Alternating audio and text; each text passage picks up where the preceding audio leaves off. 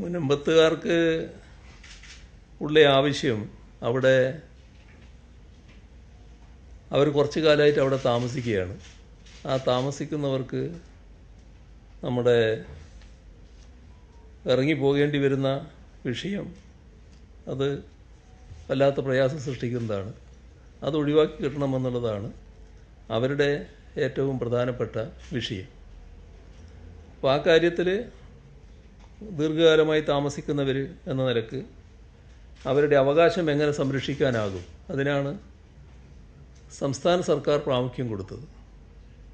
അതിൻ്റെ ഭാഗമായി അതെങ്ങനെ സാധിക്കും, എന്താണ് ചെയ്യാൻ സാധിക്കുക എന്നതിനെക്കുറിച്ച് പഠിച്ച് റിപ്പോർട്ട് നൽകാനാണ് CNR കമ്മീഷനെ നിയോഗിച്ചത്.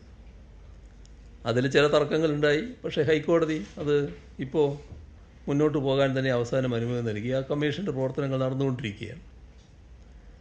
എന്നാൽ ആ കമ്മീഷൻ പ്രവർത്തനം ആരംഭിക്കുമ്പോൾ തന്നെ നമ്മുടെ ആ പ്രദേശത്ത് സമരം നടത്തുന്ന ആളുകളോടൊരു അഭ്യർത്ഥന പൊതുവിൽ നടത്തിയിരുന്നു.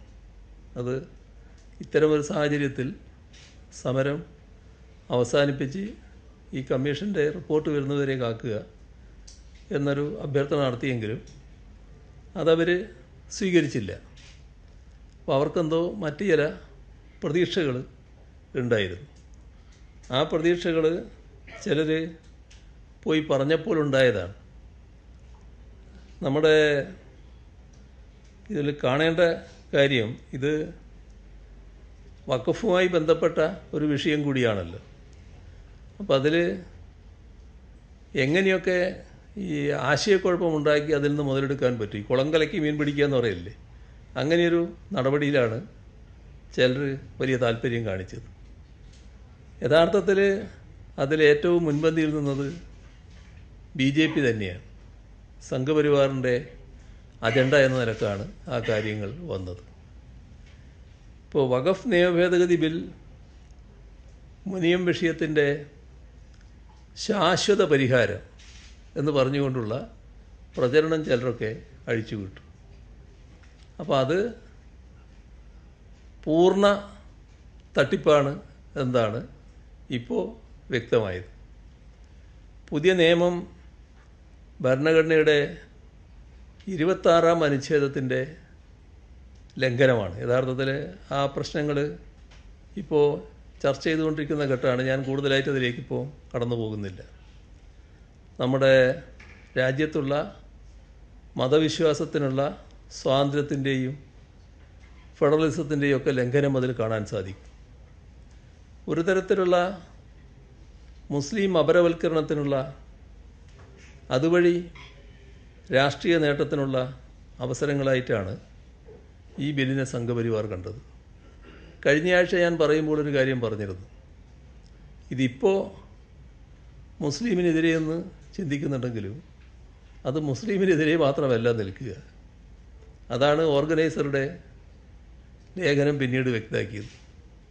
അവർ പറഞ്ഞത് ക്രൈസ്തവ സഭകളുടെ നേതൃത്വത്തിലുള്ള സ്വത്തുക്കൾ വളരെ കൂടുതലാണ് എന്നാണ്. ഏറ്റവും കൂടുതൽ സ്വത്ത് അവർക്കാണുള്ളത് എന്ന ഒരു പരാമർശം തന്നെ നടത്തുകയുണ്ടായി. ഇതിൽ ഒരു കാര്യം മറന്നു പോകരുത്. നേരത്തെ ഞാൻ പറഞ്ഞ അടിസ്ഥാന നിലപാടുണ്ട് സംഘപരിവാറിന്, RSSന്.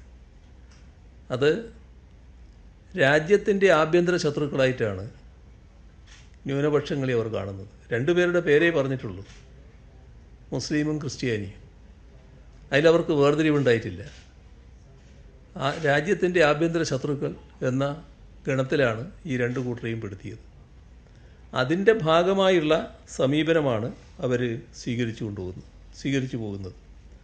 അപ്പോൾ ഈ ബില്ലിൽ അവരുടെ ആ സമീപനം വെറുപ്പിൻ്റെയും വിഭജനത്തിൻ്റെയും രാഷ്ട്രീയമാണ് അതിൻ്റെ ഉള്ളടക്കമായി വന്നത്. അങ്ങേയറ്റം ന്യൂനപക്ഷ വിരുദ്ധമായതും ഭൂരിപക്ഷ വർഗീയതയെ സംതൃപ്തിപ്പെടുത്തുന്നതുമായ ഒരു നടപടിയിലേക്കാണ് നിർഭാഗ്യവശാൽ കേന്ദ്ര ഗവൺമെൻറ് കടന്നത്. അതുകൊണ്ടാണ് നമ്മുടെ കേരള നിയമസഭ അതിനെതിരെ ഏകണ്ഠമായി ഒരു പ്രമേയം അംഗീകരിച്ചത്. ലോക്സഭയിലും രാജ്യസഭയിലുമൊക്കെ ശക്തിയുക്തം ഇതിനെതിരെ ഇടതുപക്ഷം എതിർപ്പ് രേഖപ്പെടുത്തുകയും ചെയ്തു. ഇപ്പോൾ ഭരണഘടനാ വിരുദ്ധമായ ബിൽ പാർലമെൻറ്റ് പാസ്സാക്കി അതിനുശേഷം മുനമ്പത്തെ വിഷയത്തിനുള്ളൊരു ഒറ്റമൂലിയാണ് ഇത് എന്ന ഒരു ആഖ്യാനം സംഘപരിവാർ വലിയ തോതിൽ പ്രചരിപ്പിച്ചു. അപ്പോൾ ഇതിന് പിന്നിൽ കൃത്യമായ രാഷ്ട്രീയ ലക്ഷ്യങ്ങളും കണക്കുകൂട്ടലുകളും ഉണ്ടായി എന്താണ് വസ്തുത. ഇപ്പോൾ വഖഫ് നിയമ ഭേദഗതി നിയമം വന്നതുകൊണ്ട് മുനമ്പത്ത് ഉന്നയിക്കപ്പെട്ട പ്രശ്നങ്ങൾക്ക് പരിഹാരമാവുന്നില്ല. നിയമ ഭേദഗതിക്ക് മുൻകാല പ്രാബല്യമില്ല എന്ന് കേന്ദ്ര മന്ത്രി തന്നെ ഇപ്പോൾ വ്യക്തമാക്കിയിരിക്കുകയാണ്. ഇപ്പോൾ പാസ്സായ ബില്ലിലെ ഏത് ക്ലോസാണ് മുനമ്പത്തെ പ്രശ്നം പരിഹരിക്കുന്നതെന്ന് ബന്ധപ്പെട്ടവർ വ്യക്തമാക്കുന്നില്ല എന്ന് കഴിഞ്ഞ പത്രസമ്മേളനത്തിൽ പറഞ്ഞത് നിങ്ങൾ ഓർക്കുന്നുണ്ടാവും. ഇതേവരെ അവരാരും അത് വ്യക്തമാക്കിയിട്ടില്ല. ഇപ്പോൾ ഏറ്റവും ഒടുവിൽ കിരൺ റിജ്ജു കേന്ദ്രമന്ത്രി ഇവിടെ വന്ന് അദ്ദേഹത്തെ മുനമ്പത്ത് എത്തിച്ചുകൊണ്ടാണ് BJP രാഷ്ട്രീയ മുതലെടുപ്പിനുള്ള ശ്രമം നടത്തിയത്. പക്ഷേ അദ്ദേഹം കൊച്ചിയിൽ വെച്ചൊരു പത്രസമ്മേളനം നടത്തി. അപ്പോൾ നിങ്ങളെ സുഹൃത്തുക്കൾ ചില ചോദ്യങ്ങൾ ചോദിച്ചപ്പോൾ അദ്ദേഹത്തിൻ്റെ വായിൽ നിന്നും സത്യം അങ്ങോട്ട് വീണുപോയി.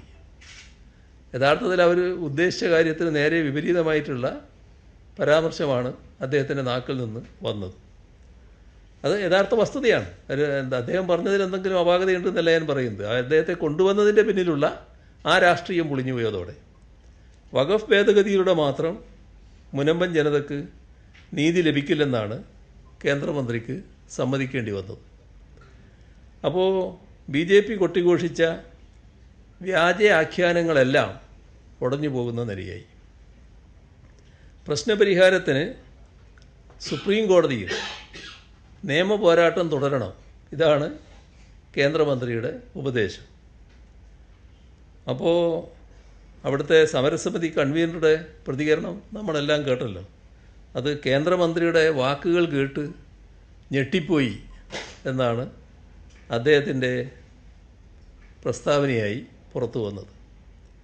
യഥാർത്ഥത്തിൽ ഈ മുനമ്പത്തുള്ള അവരെ പറഞ്ഞു പറ്റിക്കാനാണ് BJP ശ്രമിച്ചത്. മുനമ്പത്തെ ജനങ്ങളുടെ വിഷയങ്ങൾ ന്യായമാണ്. അതിൻ്റെ പരിഹാരത്തിനാണ് സംസ്ഥാന സർക്കാർ ശ്രമിക്കുന്നത്. അതിലാർക്കും സംശയം വേണ്ടതില്ല. ആ ജനതയെ സംരക്ഷിക്കാനുള്ള നടപടികൾ സർക്കാർ കൈക്കൊള്ളുമെന്ന് നേരത്തെ പറഞ്ഞിട്ടുണ്ട്. അതിന് പക്ഷേ നിയമപരമായ പരിരക്ഷ വേണം. എങ്ങനെയാണ് അത് സാധിക്കുക എന്നുള്ളത് ഞങ്ങൾ പരിശോധിച്ചുകൊണ്ടിരിക്കുകയാണ്. ഇപ്പോൾ ഭരണഘടനാ വിരുദ്ധമായ വഖഫ് ബിൽ പാർലമെൻറ്റിൽ പാസ്സാക്കിയ സവിശേഷ സാഹചര്യത്തെ മുൻനിർത്തി ഒരുതരം ദുഷ്ടലാക്കോടെയുള്ള ലാഭം കൊയ്യാനുള്ള നീക്കങ്ങളാണ് BJP നടത്തിയത്. ഇവിടെ ദൗർഭാഗ്യവശാൽ അതിന് പിന്തുണ നൽകുന്ന തരത്തിലുള്ള വാക്കുകളാണ് പ്രതിപക്ഷ നേതാവിൻ്റെ ഭാഗത്തുനിന്നടക്കം ഉണ്ടായത്.